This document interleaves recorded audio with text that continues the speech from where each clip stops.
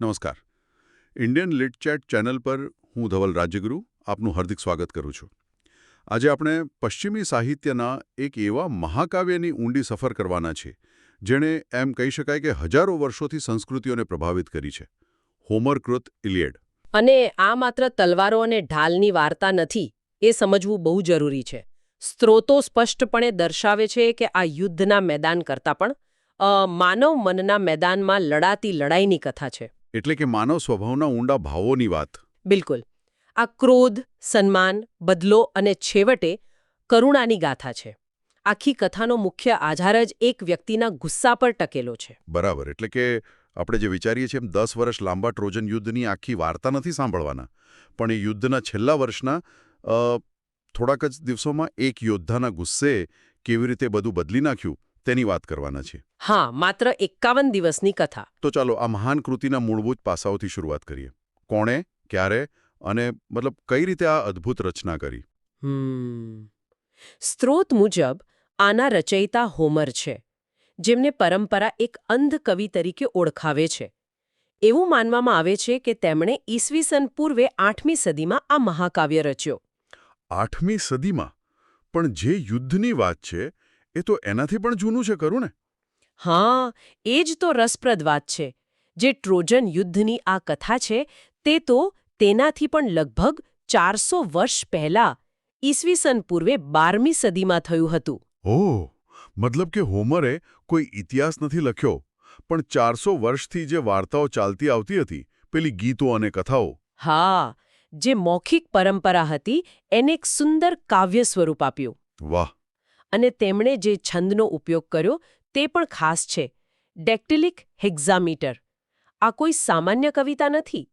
આ છંદમાં એક ખાસ લય હોય છે, જાણે ઘોડાની ટાપ કે હૃદયના ધબકારા. જેથી એને યાદ રાખવું સહેલું બને. બરાબર.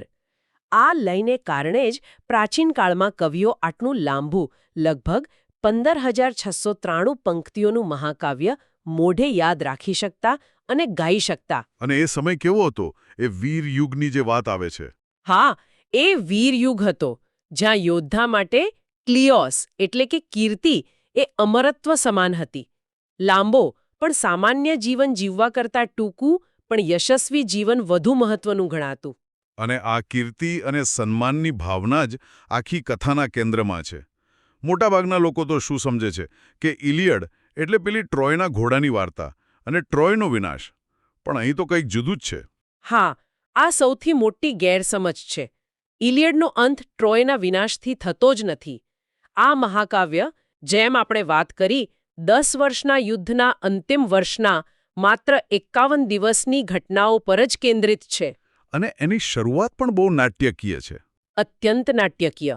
કાવ્યની શરૂઆત જ એક શબ્દથી થાય છે, મેનિન, જેનો ગ્રીકમાં અર્થ છે ક્રોધ. પહેલી જ પંક્તિ કહે છે, દેવી, ગાઓ એ ક્રોધની ગાથા જે એકિલીઝનો હતો. એટલે આખું મહાકાવ્ય એકિલીઝના ક્રોધ અને તેના ભયાનક પરિણામોની ગાથા છે. બસ, આ જ એનો મુખ્ય વિષય છે. તો ચાલો આ ક્રોધની સફરને તબક્કાવાર સમજીએ. આ જાણે કે એક યોદ્ધાના મનની અંદર ચાલતું યુદ્ધ છે. આ ક્રોધનો જન્મ એ ક્યાંથી થાય છે? ક્રોધનું બીજારોપણ પુસ્તક એકમાં જ થઈ જાય છે. કથા શરૂ થાય છે ગ્રીક છાવણીમાં ફેલાયેલા ભયંકર રોગચાળાથી. સૈનિકો ટપોટપ મરી રહ્યા છે. અને એનું કારણ શું હતું? એક ભવિષ્યવેત્તા કહે છે કે આ સૂર્યદેવ એપોલોનો પ્રકોપ છે. કારણ કે ગ્રીક સેનાના સર્વોચ્ચ સેનાપતિ એગેમેમ્નોને એપોલોના એક પૂજારીની પુત્રી ક્રાઇસિસનું અપહરણ કર્યું છે. અને અહીં જ ગ્રીક પક્ષનો સૌથી મહાન યોદ્ધા એકિલીઝ દૃશ્યમાં આવે છે. હા, એકિલીઝ, જે લગભગ અજેય છે, તે બધાની વચ્ચે એગેમેમ્નોનને પડકારે છે. તે કહે છે કે આ છોકરીને એના પિતા પાસે પાછી મોકલો, નહીંતર આપણે સૌ નાશ પામીશું. આનાથી તો એગેમેમ્નોનનો અહંકાર ઘવાયો હશે. બિલકુલ. તે ગુસ્સામાં કહે છે, ભલે, હું છોકરી પાછી આપી દઈશ, પણ મારા સન્માનના બદલામાં હું તારી યુદ્ધમાં જીતેલી દાસી બ્રિસીઝને લઈ લઈશ. અને આ એક જ વાક્ય આખા યુદ્ધની દિશા બદલી નાખે છે. કારણ કે આ માત્ર એક દાસીની વાત નથી. આ તો એક યોદ્ધાના સન્માન, એની ટાઈમ પરનો હુમલો છે. એકદમ સાચું. એકિલીઝ માટે આ અપમાન અસહ્ય છે, તે ગુસ્સામાં તલવાર ઉઠાવે છે, પણ દેવી એથેના તેને રોકે છે. એટલે ક્રોધથી સળગતો એકેલિસ જાહેરાત કરે છે કે તે હવે યુદ્ધ નહીં લડે. એટલું જ નહીં, એ તો એનાથી પણ એક પગલું આગળ જાય છે. હા, તે તેની માતા સમુદ્રની દેવી થિથિસને વિનંતી કરે છે કે તે દેવોના રાજા ઝ્યુસને મનાવે કે તેઓ ટ્રોજન સેનાને જીતાડે, જેથી ગ્રીકો હારીને ઘૂંટણીએ પડે અને તેમને સમજાય કે એકેલિસ વગર તેમની કોઈ કિંમત નથી. આ તો ભયાનક વાત કહેવાય. પોતાના જ સૈનિકોને હરાવવા માટે દુશ્મનોની મદદ માંગવી. અહીંથી એકેલિસનો ક્રોધ વ્યક્તિગત અહંકારમાંથી એક વિનાશક શક્તિમાં ફેરવાય છે. બરાબર. તો હવે એમના સ્ટાર ખેલાડી વગર ગ્રીક ટીમની હાલત તો ખરાબ થવાની જ હતી. મેદાન પર શું થયું પછી? ગ્રીકોનો જુસ્સો ભાંગી પડે છે. પુસ્તક 2 થી 9 સુધી આપણે એકેલિસ વગરનું યુદ્ધ જોઈએ છીએ. આ દરમિયાન યુદ્ધના મૂળ કારણ એવા પેરિસ અને હેલેનાના પતિ મેનેલસ વચ્ચે દ્વંદ્વ યુદ્ધ થાય છે, જેથી યુદ્ધનો અંત આવી શકે. ઓકે, એક વચ્ચેની લડાઈ. હા, પણ જ્યારે પેરિસ હારવાની અણી પર હોય છે, ત્યારે પ્રેમની દેવી એફ્રોડાઇટ તેને ચમત્કારિક રીતે બચાવીને યુદ્ધના મેદાનમાંથી ગાયબ કરી દે છે. એટલે દેવતાઓ પણ અહીં પૂરો ભાગ ભજવી રહ્યા છે. હા, અને તેઓ કોઈના પક્ષમાં નથી, મતલબ કે તેઓ ન્યાયના પક્ષમાં નથી. સ્ત્રોતો સ્પષ્ટ કરે છે કે દેવતાઓ અહીં માણસોની જેમ જ છે. તેમના પોતાના પક્ષ છે, પોતાની ઈર્ષાઓ છે. તેઓ યુદ્ધને એક રમતની જેમ જુએ છે.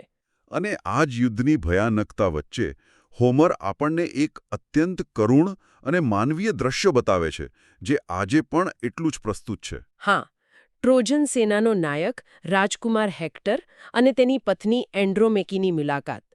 હેક્ટર યુદ્ધમાંથી થોડીવાર માટે શહેરમાં આવે છે અને તેની પત્ની તેને રોકે છે. તે કહે છે, તમારું શૌર્ય જ તમારો નાશ કરશે. તમને મારા પર કે તમારા આ માસૂમ બાળક પર દયા નથી આવતી? અને પછી એક બહુ સુંદર ક્ષણ આવે છે. હેક્ટર પોતાના બાળકને હાથમાં લેવા જાય છે, પણ બાળક તેના પિતાના યુદ્ધના શિરસ્ત્રાણ પર લાગેલા ઘોડાના વાળના ગુચ્છાથી ડરીને રડવા લાગે છે. વાહ! આ કેટલું શક્તિશાળી દ્રશ્ય છે. એક જ ક્ષણમાં યુદ્ધ અને પરિવાર, વીરતા અને વાત્સલ્ય, એ બંને વચ્ચેનો સંઘર્ષ દેખાય છે. બિલકુલ. હેક્ટર હસીને શિરસ્ત્રાણ ઉતારી દે છે, બાળકને ચૂમે છે અને પત્નીને સમજાવે છે કે એક ક્ષત્રિય તરીકે દેશ માટે લડવું એ તેનું ધર્મ છે. આ દ્રશ્ય આપણને બતાવે છે કે હેક્ટર કોના માટે લડી રહ્યો છે. એ પરિવાર અને સમાજ માટે લડે છે, જ્યારે એકિલીસ એ માત્ર પોતાના સન્માન માટે, પોતાના અહંકાર માટે. આ જ બંને નાયકો વચ્ચેનો મૂળભૂત તફાવત છે. હા, પણ મેદાન પર તો ગ્રીકોની હાલત દિવસે દિવસે ખરાબ થતી જાય છે. એગેમેમ્નોનને હવે પોતાની ભૂલ સમજાઈ હશે? હા, ગ્રીકો હારવાની અણી પર હોય છે ત્યારે એગેમેમ્નોન ઓડિસિયસ જેવા ચતુર યોદ્ધાઓને એકિલીસ પાસે માફી માંગવા મોકલે છે. તે બ્રિસિસને પાછી આપવા અને સાથે સોના ચાંદીના ઢગલા આપવા પણ તૈયાર થાય છે. પણ એકિલીસનો અહંકાર ઓગળતો નથી. ના, તે કહે છે, મને મૃત્યુનો ડર નથી, પણ અપમાનિત થઈને જીવવાનો કોઈ અર્થ નથી. તે પ્રસ્તાવ ઠુકરાવી દે છે. અને મને લાગે છે કે અહીંથી જ કથાનો સૌથી મોટો અને સૌથી દુઃખદ વળાંક આવે છે. એકિલીસનો અહંકાર હવે કોઈ બીજાના મૃત્યુનું કારણ બનશે. બરાબર. ટ્રોજન્સ એટલા આગળ વધી જાય છે કે તેઓ ગ્રીકોના જહાજોને આગ લગાવી દે છે. આ વિનાશ જોઈને એકિલીસનો સૌથી પ્રિય મિત્ર પેટ્રોક્લસ ભાંગી પડે છે. ઓકે. તે એકિલીસ પાસે રડતા રડતા આવે છે અને કહે છે, જો તારે નથી લડવું તો કાંઈ નહીં, પણ ઓછામાં ઓછું મને તારા કવચ પહેરીને યુદ્ધમાં જવા દે. ટ્રોજન્સ મને તું સમજીને ડરી જશે અને આપણા સૈનિકોને થોડો શ્વાસ લેવાનો સમય મળશે. અને એકિલીસ માની જાય છે, પણ એક શરત સાથે. હા, તે ચેતવણી આપે છે, ફક્ત જહાજોને બચાવીને તરત પાછો આવજે. ટ્રોય શહેરની દિવાલો સુધી જવાની ભૂલ ન કરતો. પણ યુદ્ધના મેદાનમાં તો આવા નિયમો ક્યાં યાદ રહે છે? એ જ થયું. પેટ્રોક્લસ એકિલીસના કવચમાં એવી વીરતાથી લડે છે કે તે બધું ભૂલી જાય છે. તે વિજયના નશામાં એકિલીસની ચેતવણીને અવગણીને ટ્રોયના દરવાજા સુધી પહોંચી જાય છે. અને ત્યાં તેની મુલાકાત હેક્ટર સાથે થાય છે. હા, અને ત્યાં હેક્ટર તેને મારી નાખે છે અને એક ભૂલ કરે છે. તે પેટ્રોક્લસના શરીર પરથી એકિલીઝના દિવ્ય કવચ ઉતારીને પોતે પહેરી લે છે. ઓહ, આ કથાની સૌથી મોટી ટ્રેજેડી છે. પેટ્રોક્લસનું મૃત્યુ એ માત્ર એક મિત્રનું મૃત્યુ નથી, એ એકિલીઝની અંદર રહેલી છેલ્લી માનવતાનું પણ મૃત્યુ છે. બરાબર કહ્યું. હવે એકિલીઝના ક્રોધની દિશા સંપૂર્ણપણે બદલાઈ જાય છે. જે ગુસ્સો એગેમેમ્નોન પર હતો તે હવે 100 ગણો થઈને હેક્ટર પર કેન્દ્રિત થાય છે. હા, આ શુદ્ધ પ્રતિશોધ છે. આ હવે સન્માનની લડાઈ નથી. તેની માતા તેને નવા દિવ્ય કવચ લાવી આપે છે અને એકિલીઝ યુદ્ધમાં પાછો ફરે છે. પણ આ એ જૂનો એકિલીઝ નથી. આ એક વિનાશક શક્તિ છે. હા, તે એવી કતલેઆમ મચાવે છે કે નદીઓ લાશો અને લોહીથી લાલ થઈ જાય છે. નદીના દેવતા પણ તેને રોકવાનો પ્રયત્ન કરે છે, પણ તે કોઈનું સાંભળતું નથી. તે માત્ર હેક્ટરને શોધે છે. અને અંતે બંને મહાન યોદ્ધાઓનો આમનો સામનો થાય છે. હેક્ટર જાણે છે કે તે એકિલીઝ સામે નહીં જીતી શકે, કારણ કે એકિલીઝ અર્ધદેવ છે. એક ક્ષણ માટે તે ડરીને ભાગે પણ છે, જે તેને ખૂબ જ માનવીય બનાવે છે. પણ અંતે તે લડવા માટે ઊભો રહે છે. અને તે એકિલીઝને એક વિનંતી કરે છે. હા, મરતા પહેલા હેક્ટર વિનંતી કરે છે, આપણે દેવોને સાક્ષી રાખી કરાર કરીએ કે વિજેતા હારેલાના શબનું અપમાન નહીં કરે. પણ ક્રોધમાં અંધ બનેલો એકિલીઝ કોઈ વાત સાંભળતું નથી. તે કહે છે, સિંહ અને માણસ વચ્ચે કોઈ કરાર ન હોય. તે હેક્ટરને મારી નાખે છે અને પછી તે એવું કંઈક કરે છે જે વીરતાના બધા નિયમોની વિરુદ્ધ છે. તે તેના શબનું અપમાન કરે છે. હા, તે હેક્ટરના પગમાં દોરડું બાંધીને તેના શબને પોતાના રથ પાછળ બાંધે છે અને ટ્રોય શહેરની દિવાલોની સામે તેના માતાપિતા અને પત્નીના દેખતા આખા મેદાનમાં ઘસડે છે. અહીં એકિલીઝ તેની બધી હદો પાર કરી દે છે અને એકદમ જંગલી બની જાય છે. આ તો કલ્પના કરતાં પણ ભયાનક છે. આટલી ક્રૂરતા અને પશુતા પછી હોમર આ કથાને ક્યાં લઈ જાય છે? શું આ માત્ર બદલાની અને નફરતની જ વાર્તા બનીને રહી જાય છે? ના, અને અહીં જ હોમરની મહાનતા છે. કથાના અંતિમ અને 5મા તબક્કામાં આપણને ક્રોધનું સમન જોવા મળે છે. હેક્ટરના મૃત્યુ પછી ઘણા દિવસો સુધી એકિલીઝ તેના શબનું અપમાન કરતો રહે છે, પણ પછી એક રાત્રે એક ચમત્કાર જેવું થાય છે. હા, દેવોની મદદથી ટ્રોયનો વૃદ્ધ રાજા પ્રાયમ, હેક્ટરનો પિતા, છુપાઈને દુશ્મનની છાવણીમાં સીધો એકિલીઝના તંબુમાં પહોંચી જાય છે. અને ત્યાં જે દ્રશ્ય સર્જાય છે તે સાહિત્યના સૌથી શક્તિશાળી દ્રશ્યોમાંનું એક ગણાય છે. બેશક, પ્રાયમ સીધો જ એકિલીઝના પગમાં પડી જાય છે. પોતાના પુત્રના હત્યારાના પગ પકડીને તે કહે છે, એકિલીઝ, ઈશ્વરનો ડર રાખ, તારા પોતાના પિતાને યાદ કર અને મારા પર દયા કર. મેં એવું સહન કર્યું છે જ્યાં પૃથ્વી પર બીજા કોઈ જીવિત માણસે નથી કર્યો. મેં મારા પુત્રના હત્યારાના હાથ ચૂમ્યા છે. વાહ! આ એક વાક્યમાં તો આખા યુદ્ધની કરુણતા સમાઈ ગઈ. એક પિતા પોતાના દીકરાના હત્યારાના હાથ ચૂમી રહ્યો છે. આ શબ્દો એકિલીઝના કઠોર હૃદયને પીગળાવી દે છે. તેને અચાનક પોતાના વૃદ્ધ પિતા યાદ આવે છે, જે તેની રાહ જોઈ રહ્યા હશે. તેનો બધો ક્રોધ, બધી નફરત, બધું જ ઓગળી જાય છે. અને તે રડી પડે છે. હા, તે પ્રાયમને ઊભો કરે છે અને બંને દુશ્મનો, એક જેણે પુત્ર ગુમાવ્યો છે અને બીજો જેણે મિત્ર ગુમાવ્યો છે, એકબીજાના દુઃખને સમજીને સાથે બેસીને રડે છે. આ જ માનવતાની જીત છે. આટલા વિનાશ પછી, આટલી હિંસા પછી આખરે કરુણાનો વિજય થાય છે. બરાબર. એકિલીઝ માત્ર સન્માનપૂર્વક હેક્ટરનું શબ પાછું નથી આપતો, પણ તે 12 દિવસના યુદ્ધ વિરામની પણ જાહેરાત કરે છે, જેથી ટ્રોયના લોકો તેમના નાયકની અંતિમ વિધિ બરાબર કરી શકે. અને મહાકાવ્યનો અંત પણ કોઈ યુદ્ધના વિજયથી નથી થતો. ના, એનો અંત હેક્ટરની અંતિમ વિધિના વર્ણન સાથે થાય છે. આ એકિલીઝની પશુતામાંથી માનવતા તરફ પાછા ફરવાની યાત્રાનું પ્રતીક છે. આટલા વર્ષો પછી પણ એલિયડ શા માટે આટલું પ્રસ્તુત છે તે હવે સમજાય છે. તેનું એક કારણ યુદ્ધનું તેનું અત્યંત વાસ્તવિક ચિત્રણ છે. હા, હોમર યુદ્ધનું કોઈ ગૌરવગાન નથી કરતા. એક તરફ તે યોદ્ધાઓની વીરતા અને શૌર્યને બિરદાવે છે, પણ બીજી તરફ તે ભાલા શરીરની આરપાર નીકળી જવાનું, યોદ્ધાઓની ચીસો અને મૃત્યુની ભયાનકતાનું પણ એટલું જ સ્પષ્ટ વર્ણન કરે છે. એક ફ્રેન્ચ ફિલોસોફર સિમોન વેલ એમણે આના પર કંઈક કહ્યું છે. હા, તેમણે કહ્યું છે કે આ કાવ્યનો સાચો નાયક કોઈ વ્યક્તિ નથી, પણ બળ જ છે. અંગ્રેજીમાં જેને ફોર્સ કહીએ. બળ એનો અર્થ શું છે? બળ એટલે એવી શક્તિ જે માણસને જીવિત વ્યક્તિમાંથી એક વસ્તુમાં ફેરવી નાખે છે. જ્યારે કોઈ સૈનિક મરે છે ત્યારે તે એક શરીર, એક વસ્તુ બની જાય છે. પણ વેલ કહે છે કે જે વ્યક્તિ બળનો ઉપયોગ કરે છે તે પણ તેનો શિકાર બને છે. જેમ કે એકિલીઝ. હા, જેમ કે એકેલીઝ. જ્યારે તે હેક્ટરના શબને ઘસડે છે ત્યારે તે પોતે પણ એક માણસ મટીને એક અંધ શક્તિ, એક વસ્તુ બની જાય છે.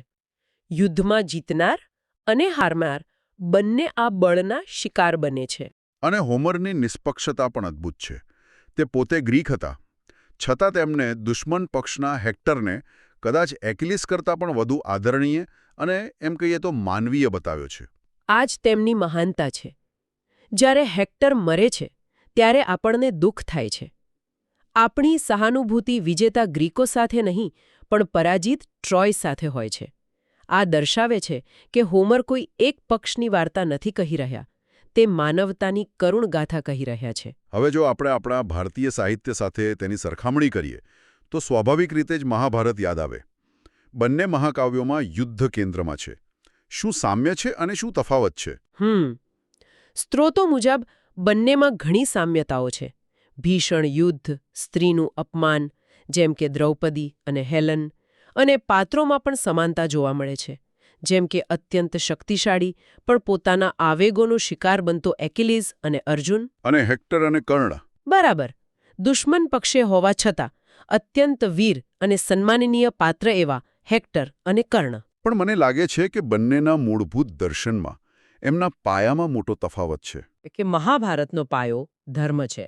તે ધર્મયુદ્ધ છે જે ધર્મની પુનઃસ્થાપના માટે લડાયું હતું, અને તેનો અંત ધર્મના વિજયથી થાય છે. જ્યારે ઇલિયડનો પાયો વિષાદ છે, ટ્રેજેડી છે. અહીં કોઈ ધર્મયુદ્ધ નથી. આ યુદ્ધ વ્યક્તિગત સન્માન, બદલો અને સત્તા માટે લડાયો છે. તેનો અંત કોઈ વિજયના ઉત્સવથી નહીં, પણ એક શોક સભા અને માનવીય કરુણાની ક્ષણથી થાય છે. તો આ બધી ચર્ચાનો સાર એ છે કે ઇલિયડ, જે બહારથી એક યુદ્ધની કથા લાગે છે, તે ખરેખર તો એકિલીઝના આત્માની યાત્રા છે. હા, એ ક્રોધથી શરૂ થઈને કરુણા પર પૂરી થતી યાત્રા છે. જે એકિલીઝ શરૂઆતમાં પોતાના સન્માન માટે પોતાના જ સાથીઓનું મૃત્યુ ઈચ્છે છે, જે હેક્ટરના શબનું અપમાન કરીને પશુ બની જાય છે, તે જ એકિલીઝ અંતમાં એક દુશ્મન પિતાના દુઃખમાં ભાગીદાર બનીને રડે છે અને ફરીથી માણસ બને છે. બસ આ આંતરિક પરિવર્તન જ ઇલિયડને અમર બનાવે છે. તો આ ચર્ચા એક વિચાર સાથે પૂરી કરીએ. શું ઇલિયડ આપણને એ નથી શીખવતું કે માનવ ઇતિહાસમાં સૌથી મોટી લડાઈઓ તલવારોથી નહીં, પણ આપણા પોતાના મનની અંદર, આપણા ક્રોધ અને આપણી કરુણા વચ્ચે લડાય છે? અને કદાચ સાચો વિજય યુદ્ધ જીતવામાં નથી, પણ પોતાના ક્રોધ પર કાબૂ મેળવીને દુશ્મનમાં પણ પોતાના જેવી જ માનવતાને ઓળખવામાં છે. ઇન્ડિયન લીડ ચેટ ચેનલ વતી હું ઉર્વી રાજ્યગુરુ આપનો આભાર માનું છું.